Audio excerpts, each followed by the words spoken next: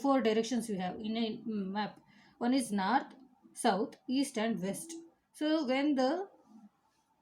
direction, when the place any state, Uttar Pradesh, it is going to be present where with the direction between the north and eastern part of India.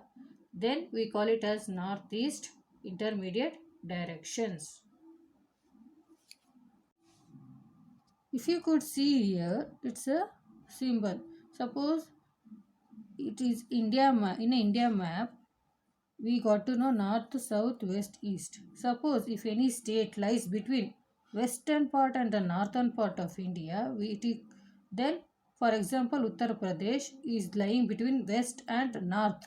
So as the Uttar Pradesh is lying between western and northern, the directions will be northwest cardinal intermediate direction. So the direction between the north and west we call it as northwest, and the direction between the north and east will be the northeast, and the directions between the south and east will be the southeast, and the direction between the south and west will be the southwest. So in this figure you can say easily north, south, west, east are the cardinal direction, and the direction which lies between the north, east, south, southwest, and west north are called intermediate directions. So, dear students, we saw water direction. Next point which you are going to see on a map is scale. What is a scale? A scale is a small ruler like symbol. Ruler like symbol, that is scale.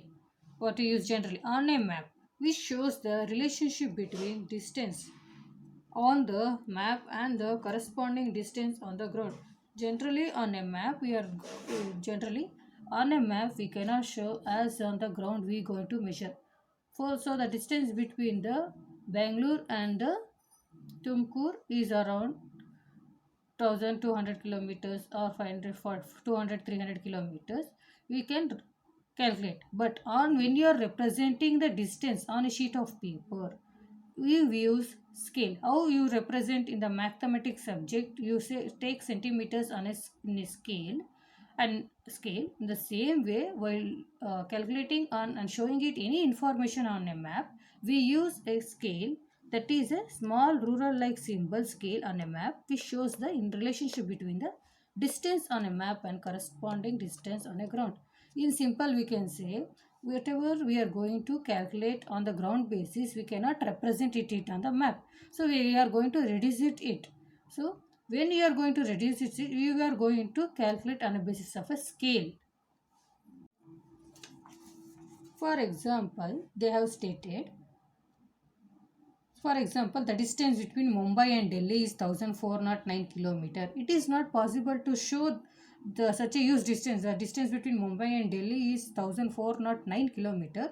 We cannot show that exactly on a map. So what we do, we select a smaller number of unit distance between the two places, that is Mumbai and Delhi. We can show it on a map using a scale.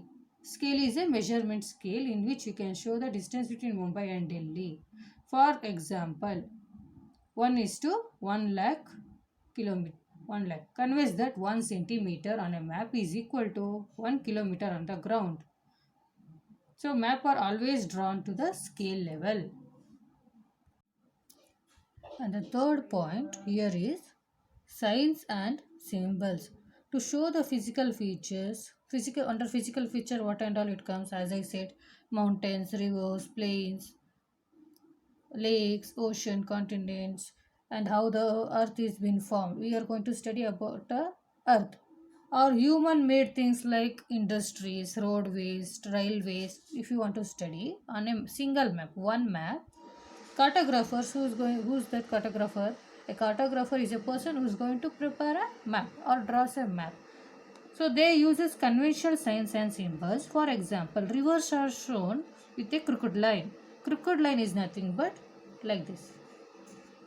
This is a crooked line.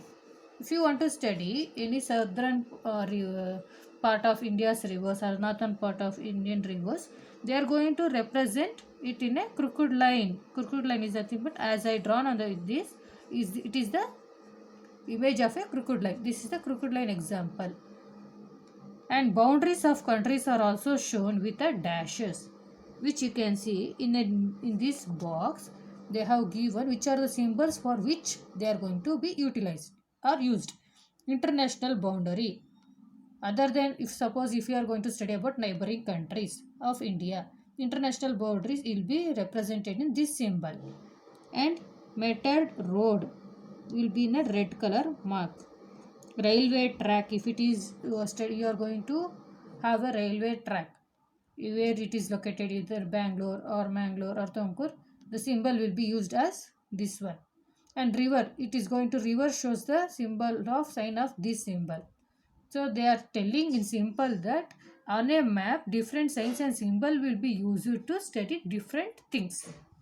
It may be a river, it may be a boundaries, or it may be a railway track, or anything which you want to study and know about Earth will be used as signs and symbols on a map. That's all. Understood? And the last one here is colors. So we can recall once again. In a map, what are the things we generally consider is first is directions, next is scale, and signs and symbols. Last one is colors. These are the four main things which will be in a map. Coming to the colors, different colors are used on map to indicate, to show about what? Different landforms and water bodies, that is continent, oceans, rivers, lakes. If you want to show, that is a water body. Landform is mountains, plains, plateau, desert, that we are going to say landforms. So because earth is not in the same structure is not in the same, all the part of the earth is not it is remaining same, it is different. Some are filled with the mountains, some part of the earth is a plains, some are rocks, some are sand, some are desert. So in order to represent different things on a map, we use different colors. For example, which are those colors? Blue color. Blue color is used for what? For water. See in this map you can see the blue color. It is helps us to know about the oceans, water bodies. Green color indicates the plains. And yellow or light brown is shown highlands, and deep brown shows the mountains. If you want to represent mountains regions in a map, we use deep brown. And blue color for water. Plains, if you want to show green color, plains is the greenery. Then yellow color or light brown will be used for highlands. Deep brown shows the mountain in order to represent the mountains. One more point is state here, children. A key or legend is always given on a map to help us understand the symbols and colors used on a map. Key or legend is nothing but this one. In the side of a map, on a map, if you can look into the on a map, on the side note they will be mentioned which color is used for what, which symbol is being used for what, which symbol is going to tell us which information, which color, which line is of about what. So all this we call it as together a key or legend about a map. So we in today's class what we learned is, dear students, which are the things will be mentioned and which those things how they are going to help us to study any information on a map. Please go through the video. In the next class we are going to study about the difference between the globe and a map. Thank you.